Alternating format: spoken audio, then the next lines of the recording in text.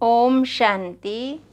ਅੱਜ ਪਿਆਰੇ ਬਾਪ ਦਾਦਾ ਦੇ 7/5/2021 ਦੇ ਮਹਾਵਚਨ ਬਾਬਾ ਨੇ ਆਪਣੇ ਪਿਆਰੇ ਬੱਚਿਆਂ ਨੂੰ ਕਿਹਾ, ਮਿੱਠੇ ਬੱਚੇ, ਰਾਵਣ ਨੇ ਤੁਹਾਨੂੰ ਬਹੁਤ ਪੀੜਿਤ ਕੀਤਾ ਹੈ, ਹਨਾ, ਬੜਾ ਦੁਖੀ ਕੀਤਾ, ਬਹੁਤ ਪੀੜਾ ਦਿੱਤੀ, ਦਰਦ ਦਿੱਤਾ। ਹੁਣ ਤੁਸੀਂ ਭਗਤਾਂ ਦਾ ਰਕਸ਼ਕ ਭਗਵਾਨ ਆਇਆ ਹੈ ਤੁਹਾਡੀ ਪੀੜਾ ਨੂੰ ਦੂਰ ਕਰਨ ਦੇ ਲਈ। ਪ੍ਰਸ਼ਨ ਹੈ, ਸਪੂਤ ਬੱਚਿਆਂ ਦੀਆਂ ਮੁੱਖ 2 ਨਿਸ਼ਾਨੀਆਂ ਸੁਣਾਓ। ਉੱਤਰ ਹੈ, ਸਪੂਤ ਬੱਚੇ ਸਦਾ ਮਾਤ ਪਿਤਾ ਨੂੰ ਫੋਲੋ ਕਰ ਤਖਤ ਨਸ਼ੀਨ ਬਣਨਗੇ, ਖੂਬ ਪੁਰਸ਼ਾਰਥ ਵਿੱਚ ਲੱਗੇ ਰਹਿਣਗੇ। ਦੂਸਰਾ, ਉਹਨਾਂ ਦੀ ਬਾਪ ਨਾਲ ਸੱਚੀ ਦਿਲ ਬਹੁਤ ਸੱਚੀ ਹੋਵੇਗੀ। ਸੱਚੇ ਦਿਲ ਵਾਲੇ ਸਦਾ ਸ਼੍ਰੀਮਤ 'ਤੇ ਚੱਲਣਗੇ। ਅਗਰ ਅੰਦਰ ਵਿੱਚ ਸੱਚਾਈ ਨਹੀਂ ਤਾਂ ਯਾਦ ਵਿੱਚ ਨਹੀਂ ਰਹਿ ਸਕਦੀ। ਗੀਤ ਹੈ, ਭੋਲੇਨਾਥ ਸੇ ਨਿਰਾਲਾ ਕੋਈ ਔਰ ਨਹੀਂ। ਓਮ ਸ਼ਾਂਤੀ। ਮਿੱਠੇ ਮਿੱਠੇ ਬੱਚਿਆਂ ਨੇ ਇਹ ਭਗਤੀ ਮਾਰਗ ਦਾ ਗੀਤ ਸੁਣਿਆ। ਭਗਤ ਇਸ ਗੀਤ ਦੇ ਅਰਥ ਨੂੰ ਨਹੀਂ ਜਾਣਦੇ। ਤੁਸੀਂ ਭਗਵਾਨ ਦੇ ਬੱਚੇ ਬਣੇ ਹੋ। ਭਗਵਾਨ ਰੱਖਿਅਕ ਹੈ ਭਗਤਾਂ ਦਾ। ਤੁਸੀਂ ਵੀ ਰੱਖਿਅਕ ਹੋ ਭਗਤਾਂ ਦੇ। ਭਗਤਾਂ ਦੀ ਰੱਖਿਆ ਕਰਨਾ, ਬਾਬਾ ਕਹਿੰਦੇ ਭਗਤਾਂ ਦੀ ਰੱਖਿਆ ਕਰਦੇ ਹਨ ਨਾ। ਕਿਹੜੀ ਆਫਤ ਹੈ ਜੋ ਭਗਤਾਂ ਦੀ ਰੱਖਿਆ ਕਰਨ ਦੇ ਲਈ ਭਗਵਾਨ ਨੂੰ ਬੁਲਾਉਂਦੇ ਹਨ। ਭਗਤਾਂ ਨੂੰ ਰਾਵਣ ਦਾ ਬਹੁਤ ਦੁੱਖ ਹੈ। ਰਾਵਣ ਸੰਪਰਦਾਇ ਪੀੜਿਤ ਹੈ ਦੁੱਖਾਂ ਨਾਲ, ਤਾਂ ਭੋਲੇਨਾਥ ਨੂੰ ਯਾਦ ਕਰਦੇ ਹਨ। ਉਹ ਹੈ ਰਾਵਣ ਸੰਪਰਦਾਇ, ਇਹ ਹੈ ਰਾਮ ਸੰਪਰਦਾਇ। ਭਗਤਾਂ ਨੂੰ ਇਹ ਪਤਾ ਨਹੀਂ ਹੈ ਕਿ ਸਾਡਾ ਰੱਖਿਅਕ ਕੌਣ ਹੈ। ਬੇਸ਼ੱਕ ਗਾਉਂਦੇ ਹਨ ਭੋਲਾਨਾਥ ਰੱਖਿਅਕ ਹੈ, ਪਰੰਤੂ ਕੀ ਰੱਖਿਆ ਕਰਦੇ ਹਨ ਇਹ ਕੋਈ ਵੀ ਨਹੀਂ ਜਾਣਦੇ। ਤੁਸੀਂ ਬੱਚੇ ਹੁਣ ਜਾਣਦੇ ਹੋ ਕਿ ਭੋਲਾਨਾਥ ਸ਼ਿਵ ਬਾਬਾ ਹੀ ਬਿਗੜੀ ਨੂੰ ਬਣਾਉਣ ਵਾਲਾ ਹੈ। ਦੁਨੀਆ ਨੂੰ ਇਹ ਪਤਾ ਨਹੀਂ ਕਿ ਭਗਵਾਨ ਕਿਸ ਨੂੰ ਕਿਹਾ ਜਾਂਦਾ ਹੈ। ਭਗਵਾਨ ਦਾ ਪਤਾ ਹੋਵੇ ਕਿ ਭਗਵਾਨ ਦੀ ਰਚਨਾ ਦੇ ਆਦਿ ਮੱਧ ਅੰਤ ਦਾ ਪਤਾ ਹੋਵੇ। ਨਾ ਭਗਵਾਨ ਨੂੰ ਜਾਣਦੇ, ਨਾ ਰਚਨਾ ਦਾ ਪਤਾ ਹੈ। ਇਸ ਲਈ ਇਸ ਤਰ੍ਹਾਂ ਦੇ ਮਨੁੱਖ ਸੰਪਰਦਾਇ ਨੂੰ ਅੰਧ ਵਿਸ਼ਵਾਸੀ ਵੀ ਕਿਹਾ ਜਾਂਦਾ ਹੈ। ਦੂਸਰੇ ਤਰਫ ਤੁਸੀਂ ਹੋ, ਤੁਹਾਨੂੰ ਦਿਵਯ ਦ੍ਰਿਸ਼ਟੀ ਮਿਲੀ ਹੈ। ਹੁਣ ਤੁਹਾਡਾ ਨਾਮ ਹੀ ਹੈ ਬ੍ਰਹਮਾ ਕੁਮਾਰ, ਬ੍ਰਹਮਾ ਕੁਮਾਰੀਆਂ। ਬੋਰਡ 'ਤੇ ਨਾਮ ਲਿਖਿਆ ਹੋਇਆ ਹੈ ਨਾ, ਈਸ਼ਵਰੀय ਵਿਸ਼ਵ ਵਿਦਿਆਲਿਆ।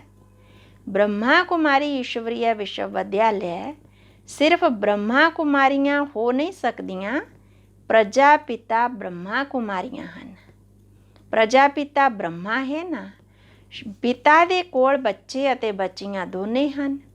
ਪ੍ਰਜਾਪਿਤਾ ਬ੍ਰਹਮਾ ਨੂੰ ਇੰਨੇ ਢੇਰ ਬੱਚੇ ਹੋ ਸਕਦੇ ਹਨ ਤਾਂ ਸਮਝਣਾ ਚਾਹੀਦਾ ਹੈ ਕਿ ਬੇਹੱਦ ਦਾ ਪਿਤਾ ਹੈ। ਤੁਸੀਂ ਜਾਣਦੇ ਹੋ ਬ੍ਰਹਮਾ ਵਿਸ਼ਨੂੰ ਸ਼ੰਕਰ ਨੂੰ ਰਚਣ ਵਾਲਾ ਇੱਕ ਬਾਪ ਹੀ ਹੈ, ਜਿਸ ਨੂੰ ਨਿਰਾਕਾਰ ਕਿਹਾ ਜਾਂਦਾ ਹੈ। ਇਹ ਹੋ ਗਿਆ ਬੇਹੱਦ ਦਾ ਬਾਪ। ਇਹ ਵੀ ਤੁਸੀਂ ਜਾਣਦੇ ਹੋ ਕਿ ਪਰਮ ਪਿਤਾ ਪਰਮਾਤਮਾ ਸ਼ਿਵ ਬ੍ਰਹਮਾ ਦੁਆਰਾ ਰਚਨਾ ਰਚਦੇ ਹਨ। ਇਹਨਾਂ ਦੀ ਸਾਰੀ ਰਚਨਾ ਹੈ। ਸਭ ਮਨੁੱਖ ਮਾਤਰ ਅਸਲ ਵਿੱਚ ਸ਼ਿਵਵੰਸ਼ੀ ਹਨ।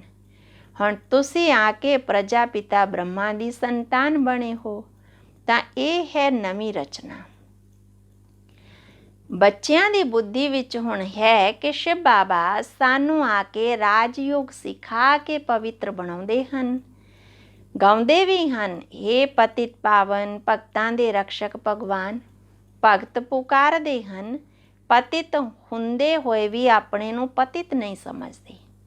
ਬਾਪ ਸਮਝਾਉਂਦੇ ਹਨ, ਤੁਸੀਂ ਸਾਰੇ ਪਤਿਤ ਹੋ।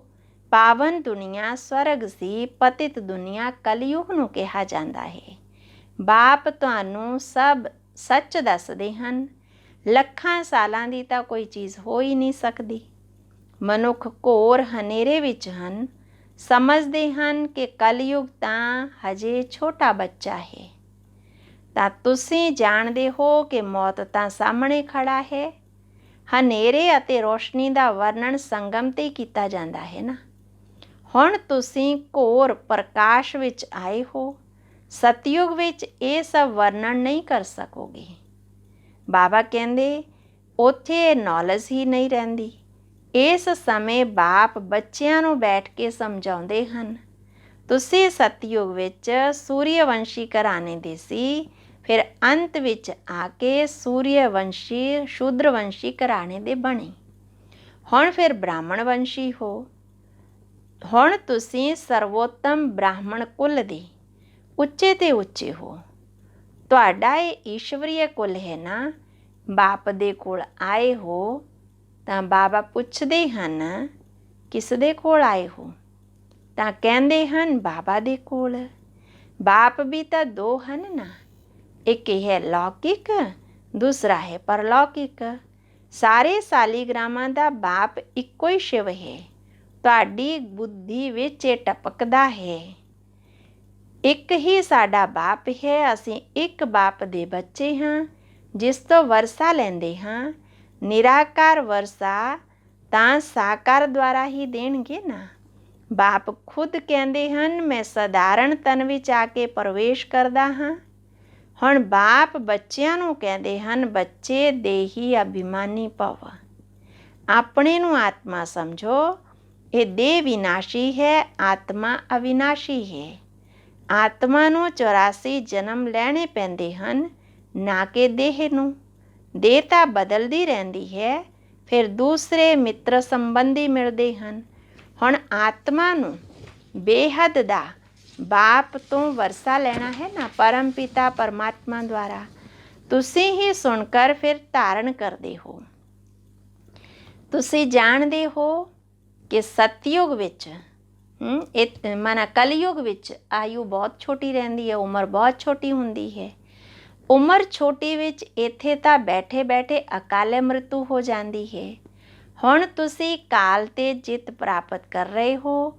ਉੱਥੇ ਕਾਲ ਕਦੇ ਵੀ ਨਹੀਂ ਖਾਂਦਾ। ਅਕਾਲੇ ਕਦੇ ਵੀ ਸਰੀਰ ਨਹੀਂ ਛੁੱਟਦਾ ਸਤਯੁਗ ਵਿੱਚ। ਤੁਸੀਂ ਜਾਣਦੇ ਹੋ ਇਹ ਸਰੀਰ ਬੁੱਢਾ ਹੋਇਆ ਹੁਣ, ਇਸ ਨੂੰ ਛੱਡ ਕੇ ਨਵਾਂ ਲੈਣਾ ਹੈ। ਸਰੀਰ ਛੱਡਣ ਸਮੇਂ ਬਾਜੇ ਵੱਜਦੇ ਹਨ। ਮਾਨਾ ਸਰੀਰ ਲੈਂਦੇ ਸਮੇਂ ਵੀ, ਸਰੀਰ ਜਾਂਦੇ ਸਮੇਂ ਵੀ ਖੁਸ਼ੀ ਹੈ। ਜਨਮ ਲੈਂਦੇ ਸਮੇਂ ਵੀ ਵੱਜਦੇ, ਉੱਥੇ ਰੋਣ ਦੀ ਜ਼ਰੂਰਤ ਹੀ ਨਹੀਂ ਹੁੰਦੀ। ਬਾਬਾ ਕਹਿੰਦੇ ਕਿ ਤੁਹਾਨੂੰ ਭਰਮਰੀ ਦਾ ਮਿਸਾਲ ਦਿੱਤਾ ਜਾਂਦਾ ਹੈ ਨਾ। ਭਰਮਰੀ ਹੁੰਦੀ ਹੈ ਨਾ, ਤਾਂ ਬਾਬਾ ਕਹਿ ਰਹੇ ਤੁਸੀਂ ਵੀ ਬ੍ਰਾਹਮਣ ਬ੍ਰਾਹਮਣੀਆਂ ਹੋ। ਕਰਕੀਣ ਕਹਿ ਦਿੰਦੇ ਆਪਾਂ ਉਹਨਾਂ ਨੂੰ।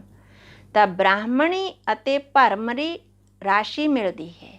ਜੋ ਕੰਮ ਭਰਮਰੀ ਕਰਦੀ ਹੈ ਉਹ ਤੁਸੀਂ ਵੀ ਕਰਦੇ ਹੋ। ਉਹ ਵੀ ਪੂੰ ਪੂੰ ਕਰਕੇ ਕੀੜੇ ਨੂੰ ਲਿਆਉਂਦੀ ਹੈ ਗੰਦ 'ਚੋਂ ਚੱਕ ਕੇ, ਅਤੇ ਫਿਰ ਇੱਕ ਘਰ ਬਣਾਉਂਦੀ ਹੈ, ਉਹਦੇ ਵਿੱਚ ਰੱਖਦੀ ਅਤੇ ਉਹਦੇ ਆਸ-ਪਾਸ ਮੰਡਰਾਉਂਦੀ, ਉਹਨੂੰ ਪੰਖ ਆ ਜਾਂਦੇ, ਉਹਨੂੰ ਵੀ ਉੱਡਣਾ ਸਿਖਾ ਦਿੰਦੀ। ਤਾਂ ਬਾਬਾ ਕਹਿੰਦੇ ਇਸ ਤਰ੍ਹਾਂ ਤੁਸੀਂ ਬੱਚੇ ਵੀ ਇਹੀ ਕੰਮ ਕਰਦੇ ਹੋ। ਤਾਂ ਬੜੀ ਹੈਰਾਨੀ ਦੀ ਗੱਲ ਹੈ ਨਾ। ਭਰਮਰੀ ਦਾ ਦ੍ਰਿਸ਼ਟਾਂਤ ਮਾਨਾ ਜਿਹੜੀ ਕਰਕੀਣ ਹੁੰਦੀ ਹੈ, ਤਾਂ ਭਰਮਰੀ ਦਾ ਦ੍ਰਿਸ਼ਟਾਂਤ ਕਛੂਏ ਦਾ ਜਾਂ ਸਰਪ ਆਦਿ ਸਾਰੇ ਸ਼ਾਸਤਰਾਂ ਵਿੱਚ ਹਨ। ਸੰਨਿਆਸੀ ਆਦਿ ਇਹ ਮਿਸਾਲ ਦਿੰਦੇ ਹਨ। ਹੁਣ ਤੁਸੀਂ ਬੱਚੇ ਬਾਪ ਦੁਆਰਾ ਇਹ ਸਮਝ ਰਹੇ ਹੋ। ਉਹ ਤਾਂ ਹੋਇਆ ਸਭ ਸ਼ਾਸਤਰਾਂ ਵਿੱਚ। ਬਾਬਾ ਕਹਿੰਦੇ ਉਹ ਭਗਤੀ ਮਾਰਗ ਹੈ। ਪਾਸਟ ਦਾ ਗਾਇਨ ਕਰਨਾ, ਇਸ ਦਾ ਫਿਰ ਬਾਅਦ ਵਿੱਚ ਗਾਇਨ ਹੁੰਦਾ ਹੈ। ਇਸ ਸਮੇਂ ਬਾਪ ਆ ਕੇ ਇਸ ਤਨ ਵਿੱਚ ਸਮਝਾਉਂਦੇ ਹਨ। ਇਸ ਨੂੰ ਮਾਨਾ ਬ੍ਰਹਮਾ ਨੂੰ ਭਗਵਾਨ ਨਹੀਂ ਕਿਹਾ ਜਾਂਦਾ। ਉਹ ਤਾਂ ਫਿਰ ਅੰਧ ਸ਼ਰਧਾ ਹੋ ਜਾਂਦੀ ਹੈ। ਇਸ ਤਰ੍ਹਾਂ ਵੀ ਮਨੁੱਖ ਹਨ ਜੋ ਰਾਮ ਨੂੰ ਕ੍ਰਿਸ਼ਨ ਨੂੰ ਭਗਵਾਨ ਸਮਝਦੇ, ਕ੍ਰਿਸ਼ਨ ਲਈ ਰਾਮ ਲਈ ਵੀ ਕਹਿ ਦਿੰਦੇ ਹਨ। ਬਾਬਾ ਕਹਿੰਦੇ ਉੱਦਾਂ ਦੇ ਲਈ ਵੀ ਕੀ ਕਹਿੰਦੇ, ਸਰਵਿਆਪੀ ਹੈ। ਜਿੱਧਰ ਦੇਖੋ ਕ੍ਰਿਸ਼ਨ ਕ੍ਰਿਸ਼ਨ, ਜਿੱਧਰ ਦੇਖੋ ਰਾਧੇ ਪੰਥੀ ਵਾਲੇ ਕਹਿੰਦੇ ਕਿ ਰਾਧੇ ਰਾਧੇ ਹੈ। ਬਾਬਾ ਕਹਿੰਦੇ ਕਿ ਸਰਵਿਆਪੀ ਬਣਾ ਦਿੱਤਾ। ਰਾਮਪੰਥੀ ਵਾਲੇ ਕਹਿਣਗੇ ਸਭ ਤਰਫ ਰਾਮ ਹੀ ਰਾਮ ਹੈ। ਸਮਝਦੇ ਰਾਮ ਕ੍ਰਿਸ਼ਨ ਤੋਂ ਵੱਡਾ ਹੈ, ਕਿਉਂਕਿ ਰਾਮ ਨੂੰ ਤ੍ਰੇਤਾ ਅਤੇ ਕ੍ਰਿਸ਼ਨ ਨੂੰ ਦੁਆਪਰ ਵਿੱਚ ਲੈ ਗਏ। ਤਾਂ ਕਿੰਨਾ ਅਗਿਆਨ ਹੈ। ਹੁਣ ਬਾਪ ਬੱਚਿਆਂ ਨੂੰ ਸਮਝਾ ਰਹੇ ਹਨ ਕਿ ਕਿੰਨੇ ਢੇਰ ਬ੍ਰਹਮਾ ਕੁਮਾਰ ਕੁਮਾਰੀਆਂ ਹਨ। ਜ਼ਰੂਰ ਬੇਹੱਦ ਦਾ ਬਾਪ ਹੋਵੇਗਾ। ਤੁਸੀਂ ਕੋਈ ਤੋਂ ਵੀ ਪੁੱਛ ਸਕਦੇ ਹੋ, ਕਦੇ ਨਾਮ ਸੁਣਿਆ ਹੈ ਪ੍ਰਜਾਪਿਤਾ ਬ੍ਰਹਮਾ ਬਾਪ ਦਾ? ਬਾਪ ਨੇ ਸਵਰਗ ਦੀ ਨਵੀਂ ਰਚਨਾ ਰਚੀ, ਗਾਇਆ ਵੀ ਜਾਂਦਾ ਬ੍ਰਹਮਾ ਦੁਆਰਾ ਬ੍ਰਾਹਮਣ। ਜਦੋਂ ਤੱਕ ਤੁਸੀਂ ਬ੍ਰਾਹਮਣ ਸਾਰੇ ਬ੍ਰਹਮਾ ਦੀ ਮੁੱਖ ਵੰਸ਼ਾ ਨਹੀਂ ਬਣੇ ਹੋ, ਮੁੱਖ ਵੰਸ਼ਾਵਲੀ ਨਹੀਂ ਬਣੇ ਹੋ, ਤਾਂ ਉਦੋਂ ਤੱਕ ਦਾਦੇ ਤੋਂ ਵਰਸਾ ਨਹੀਂ ਲੈ ਸਕਦੇ। ਬੇਹੱਦ ਬਾਪ ਦੇ ਬੱਚੇ ਬੇਹੱਦ ਦੇ ਬਾਪ ਤੋਂ ਸਵਰਗ ਦਾ ਵਰਸਾ ਲੈ ਰਹੇ ਹਨ। ਤੁਸੀਂ ਜਾਣਦੇ ਹੋ ਸ਼ਿਵ ਬਾਬਾ ਨੇ ਬ੍ਰਹਮਾ ਦੁਆਰਾ ਸਾਨੂੰ ਅਡਾਪਟ ਕੀਤਾ। ਸ਼ਿਵ ਬਾਬਾ ਕਹਿੰਦੇ ਹਨ, ਮੈਂ ਬੱਚਿਆਂ ਨੂੰ ਅਡਾਪਟ ਕਰਦਾ ਹਾਂ ਸੁੱਖ ਦਾ ਵਰਸਾ ਦੇਣ ਲਈ। ਇਹ ਬ੍ਰਹਮਾ ਨਹੀਂ ਦੇ ਸਕਦੇ, ਇਹ ਤਾਂ ਮਨੁੱਖ ਹੈ ਨਾ, ਪ੍ਰਜਾਪਿਤਾ ਬ੍ਰਹਮਾ। ਮਨੁੱਖ ਇਹ ਗਿਆਨ ਨਹੀਂ ਦੇ ਸਕਦੇ। ਗਿਆਨ ਦਾ ਸਾਗਰ ਨਿਰਾਕਾਰ ਪਰਮ ਪਿਤਾ ਪਰਮਾਤਮਾ ਹੀ ਬੈਠ ਕੇ ਗਿਆਨ ਦਿੰਦੇ ਹਨ। ਸ਼ਿਵ ਬਾਬਾ ਦੂਰ ਦੇਸ਼ ਦਾ ਰਹਿਣੇ ਵਾਲਾ, ਆਇਆ ਦੇਸ਼ ਪਰ ਆਏ। ਇਹ ਪਤਿਤ ਦੁਨੀਆ ਹੈ, ਇਹ ਰਾਵਣ ਦੀ ਦੁਨੀਆ ਹੈ। ਬੁਲਾਉਂਦੇ ਵੀ ਹਨ ਕਿ ਪਤਿਤ ਪਾਵਨ ਆਓ। ਬਾਬਾ ਕਹਿੰਦੇ, ਮੈਂ ਪਾਵਨ ਬਣਾਉਣ ਦੇ ਲਈ ਇਸ ਦੁਨੀਆ ਵਿੱਚ ਆਇਆ ਹਾਂ, ਪਤਿਤ ਦੁਨੀਆ ਵਿੱਚ। ਸਿਰਫ ਮੈਨੂੰ ਯਾਦ ਕਰੋ ਅਤੇ ਪਵਿੱਤਰ ਬਣੋ। ਹੁਣ ਬੱਚੇ ਜਾਣਦੇ ਹਨ ਬਾਪ ਦੇ ਬਣੇ ਹਾਂ ਤਾਂ ਸਵਰਗ ਦੀ ਰਾਜਾਈ ਦੇ ਹੱਕਦਾਰ ਹਾਂ।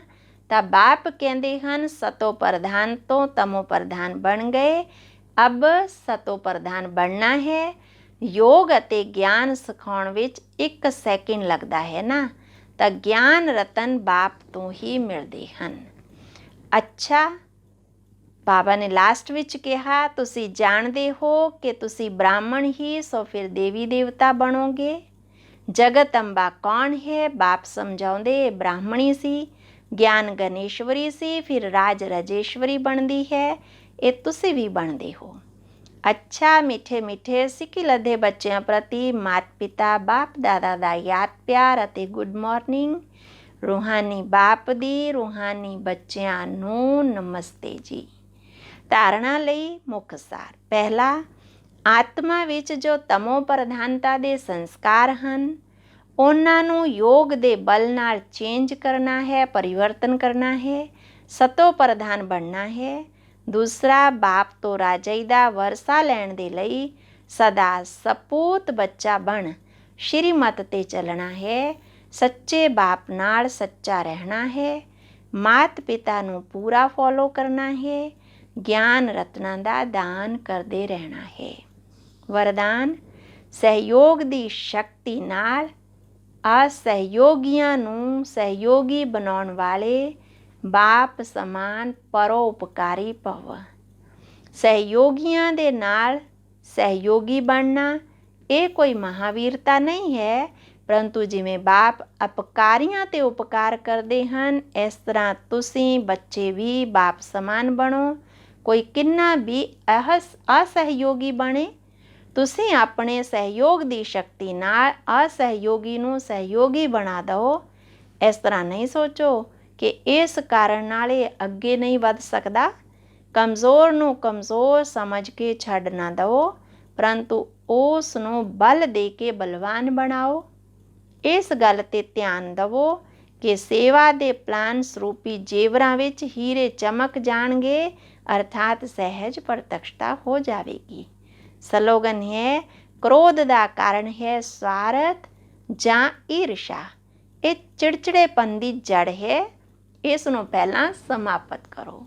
ਅੱਛਾ, ਓਮ ਸ਼ਾਂਤੀ।